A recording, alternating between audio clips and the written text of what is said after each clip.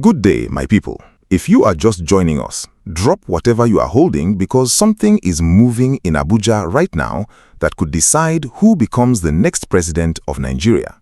As I speak to you, a coalition calling itself G-100 has set the 18th of August for a summit that many are already calling the most serious attempt yet to force Nigeria's opposition to unite and to force one of the big names, Peter Obi, Atiku Abubakar, or Rabiu Kwankwaso, to step aside for the other.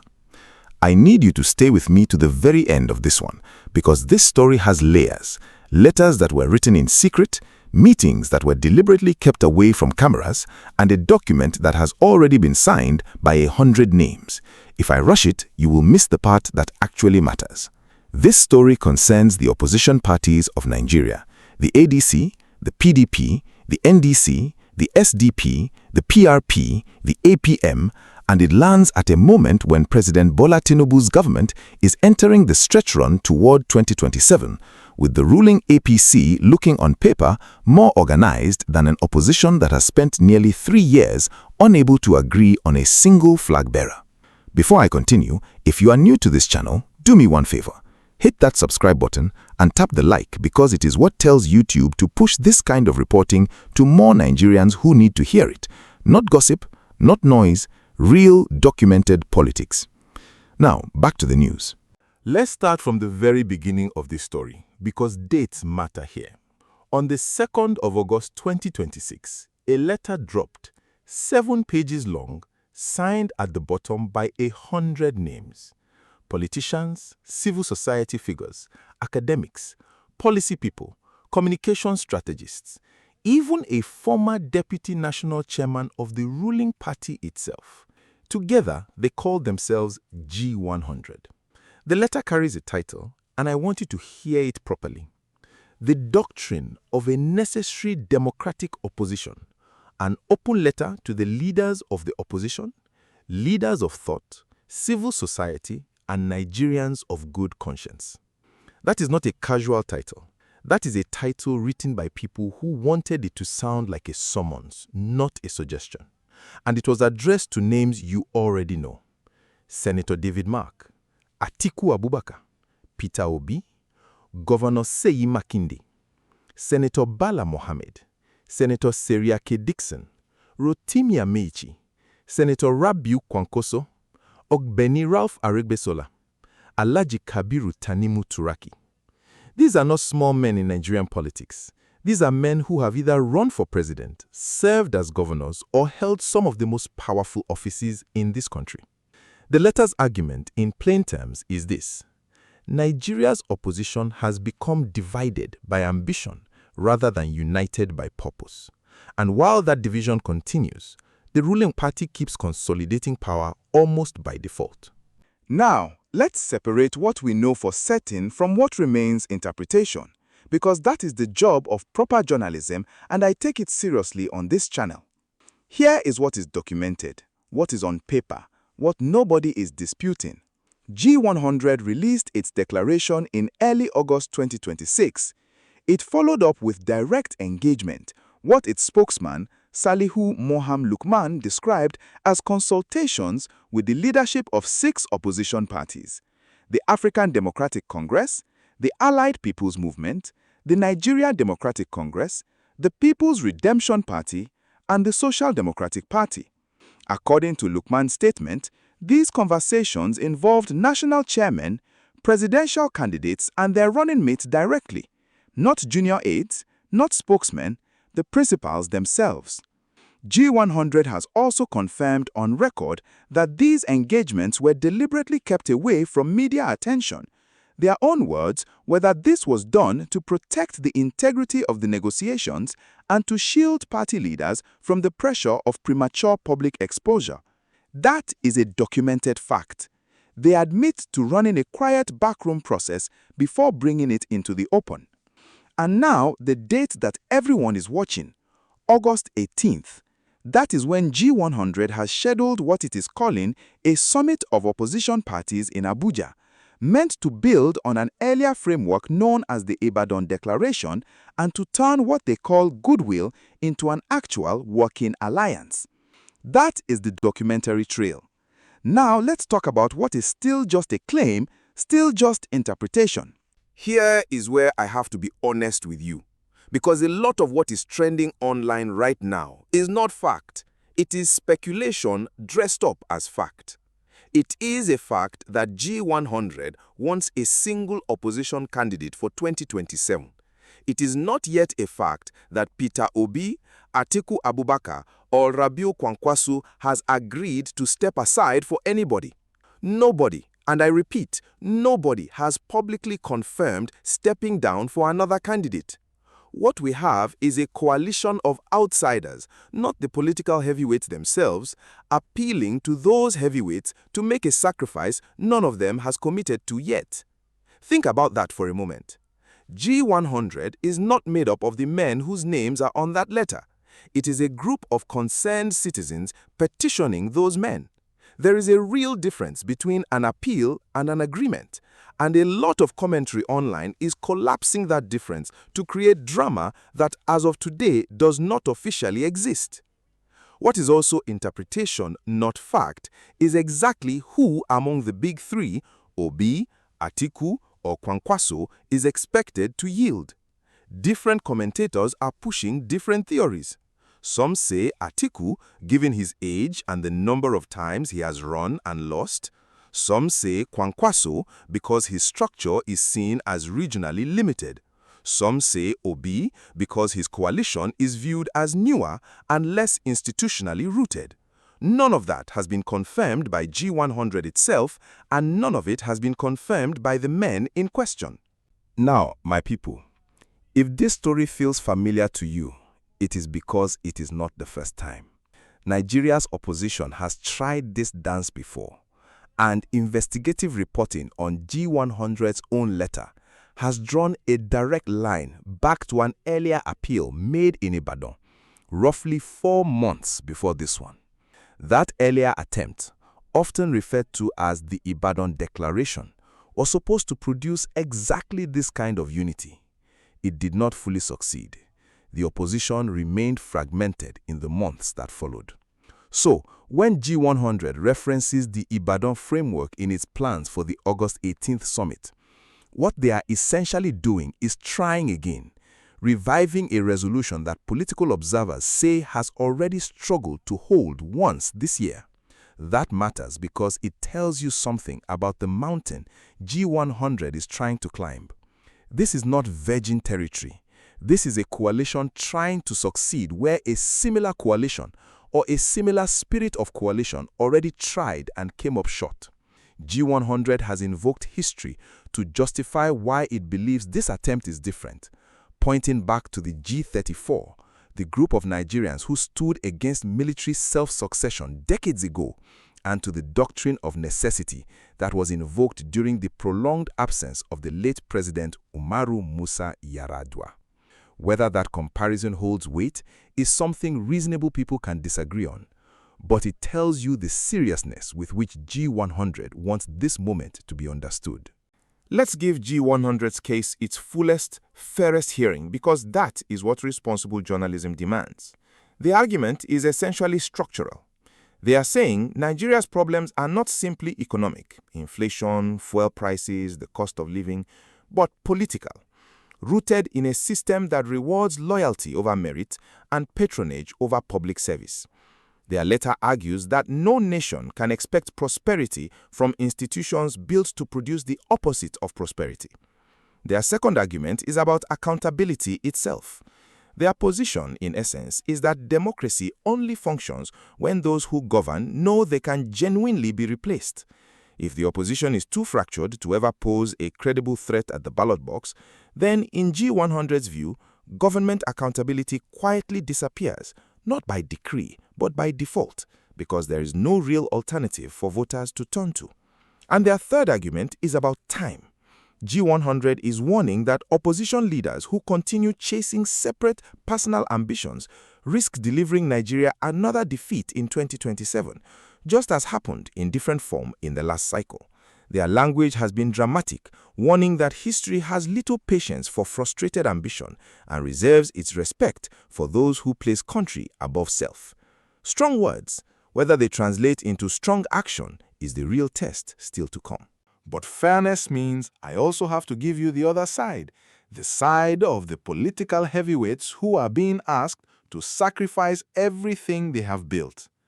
From the perspective of Atiku Abubakar, a man who has run for president multiple times and built a national structure over decades, the argument could reasonably be made that stepping aside now, after everything invested, without a transparent and verifiable process for choosing who leads instead, is not sacrifice, it is surrender. And surrender to what exactly and decided by whom? From Peter Obi's camp, the argument would likely be that his movement represents a newer, younger, more urban coalition of voters who feel unrepresented by the older political establishment, and that folding that energy into a backroom consensus process brokered by a coalition of 100 people nobody voted for risks alienating precisely the voters the opposition needs most. And from Kwankwaso's side, the argument would likely center on regional representation, that any unity arrangement which does not seriously account for the Northwest's political weight is not really unity, it is just a rearrangement of who gets left out. None of these are confirmed positions from the men themselves as of this recording. These are the strongest, most reasonable versions of the arguments each camp could make based on their known political history and interests. I want to be clear about that distinction with you. Now, while all of this plays out, somebody else is watching very closely, and that is the ruling All Progressives Congress and President Bola Tinubu's camp. Here is the political reality, and this part is not controversial. It is simple arithmetic. A united opposition around one candidate is a far more serious threat to any incumbent than 3 or 4 opposition candidates splitting the same anti-establishment vote 3 or 4 ways. Every strategist in Aso Rock knows this. Every strategist in the opposition knows this too. That is precisely why G-100's push is being treated as such a big deal, because if it succeeds, it changes the entire mathematics of 2027. It also means the ruling party has every incentive to watch this process, and some observers believe to quietly encourage the very divisions G-100 is trying to heal. I want to stress, that is speculation, not documented fact. There is no letter, no statement, no evidence currently on record proving APC interference in these opposition talks. But politically, it would be naive to pretend the ruling party has no interest in whether this unity effort succeeds or collapses. Let's step back from the politicians for a moment, because at the end of the day, this is not really a story about Atiku, Obi, or Kwankwaso. It is a story about you, the market woman in Onitsha, the Okada rider in Kano, the young graduate in Lagos still searching for that first real job. When opposition parties are fragmented, when they split votes among themselves instead of consolidating them, the practical effect is that whichever government is in power faces less electoral pressure to perform, less pressure to fix the exchange rate, less pressure to bring down the cost of fuel and food, less pressure to answer for insecurity in the Northeast or the Southeast. A credible opposition is not just about who sits in Aso Rock. It is one of the few tools ordinary Nigerians have to force any government, present or future, to take their suffering seriously. That is why G-100's push, whether or not it ultimately succeeds, matters beyond the political class. If this coalition genuinely produces one strong opposition candidate by 2027, Nigerians will, at minimum, have a clearer choice at the ballot box. If it collapses like the Ibadan effort before it, then the story simply repeats itself and the pressure on government eases once again. So, what should you actually be watching for on the 18th of August? Let me break it down plainly. First, attendance. Who actually shows up in person in Abuja? Is it the principals themselves, Atiku, Obi, Kwankwaso, Mark, or is it their representatives? That single detail will tell you how seriously each camp is taking this. Second, listen for any concrete framework. Up to now, G-100 has spoken broadly about cooperation, sacrifice, and accommodation. A real summit needs to produce something more specific, a proposed mechanism for choosing a single candidate, whether that is a primary, a consensus arrangement, or some form of zoning formula. Third, watch the language coming out afterward. If the statement after the summit is full of vague phrases like productive dialogue and commitment to unity, without naming a process or a timeline, that tells you the hard bargaining has not actually happened yet. If, on the other hand, names start dropping out of the race, or a joint committee gets announced with real deadlines, that tells you something has genuinely shifted. And fourth, and this is the one nobody is talking about enough, watch what the ruling party does in response. A confident APC ignores this story. A nervous APC starts reacting to it. I mentioned earlier that G-100 compared itself to the G-34, the group that stood against military self-succession in the late 1990s, and to the doctrine of necessity invoked when President Yar'Adua was gravely ill and unable to govern. These are heavy comparisons in Nigerian political memory, and I think it is worth pausing on why G-100 chose them. The G-34 comparison suggests G-100 sees itself as standing against something close to an existential threat to Nigerian democracy. Not merely political competition, but something more fundamental. The doctrine of necessity comparison suggests G-100 believes the current moment demands an intervention outside the normal, gradual pace of Nigerian party politics, that waiting for parties to sort themselves out organically the way they normally would is a luxury the opposition does not have with 2027 approaching. Whether Nigerians or the political class accept that framing is another matter entirely. Critics could reasonably argue that comparing an opposition unity campaign to a moment when the nation genuinely lacked a functioning president is at minimum dramatic and at most overreach designed to manufacture urgency. Supporters would say the comparison is meant to be inspirational, not literal, a call to conscience, not a claim of constitutional crisis. Let me be honest with you about the risk here, because I don't believe in painting a rosy picture just to keep you watching. If this August 18th summit produces nothing concrete, if it ends the way so many Nigerian political summits end, with photographs, handshakes, and a communiqué full of nice language but no binding commitment, then G-100 risks becoming just another well-meaning coalition that made noise and changed nothing. And there is a real cost to that. Every failed unity attempt makes the next one harder to take seriously. Nigerians have watched this movie before, and cynicism is not free. It has a way of keeping people away from the polls entirely, which, ironically, helps nobody except whoever is already in power. There is also a sharper risk that the pressure to unite, if handled badly, could actually deepen the divisions instead of healing them. If any of the big three, Obi, Atiku, or Kwankwaso, feels cornered or publicly humiliated into stepping aside, rather than persuaded through a fair and transparent process, that camp's supporters may simply refuse to transfer their loyalty to whoever remains. Unity forced from the top rarely survives contact with the ballot box if the base was never actually consulted. So, here's my honest take, for whatever it is worth. I think G-100's diagnosis of the problem is correct. A fragmented opposition genuinely does make life easier for any incumbent, regardless of who that incumbent is or which party they belong to. That part is simple political mathematics, and I don't think it is seriously disputable. But diagnosis is not the same as cure. What Nigeria needs from this process is not another closed-door letter, however well signed, but a transparent, verifiable mechanism that ordinary party members and voters can actually see and trust. Something closer to an open primary than a private negotiation between elder statesmen.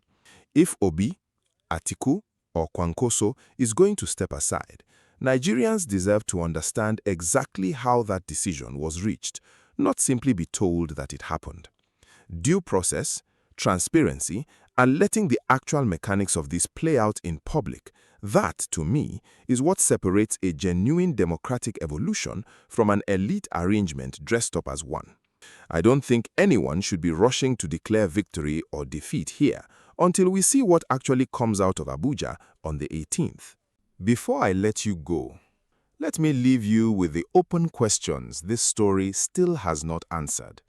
The things I will personally be watching for in the days ahead.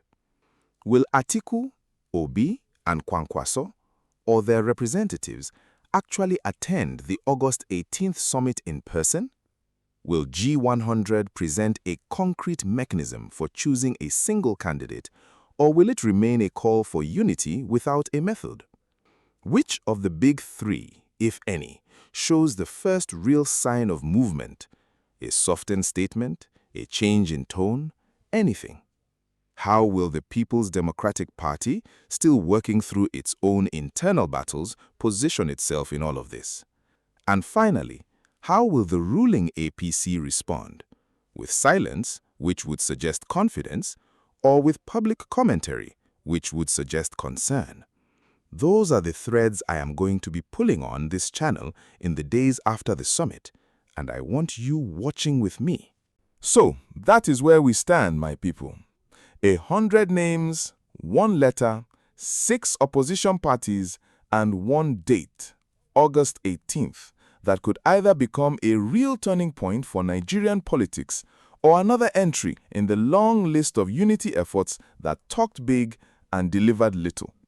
If this kind of reporting is helping you actually understand what is happening in this country beyond the noise on social media, do me a favor, like this video, drop a comment telling me who you think should step aside, if anyone, and share it with someone who still thinks all this politics is too confusing to follow. That is exactly the kind of viewer we make this channel for. From all of us here at NAIJA News Online, I am glad you stayed to the end of this one. We will be back the moment there is real movement out of Abuja. Till then, take care of yourself and take care of Nigeria.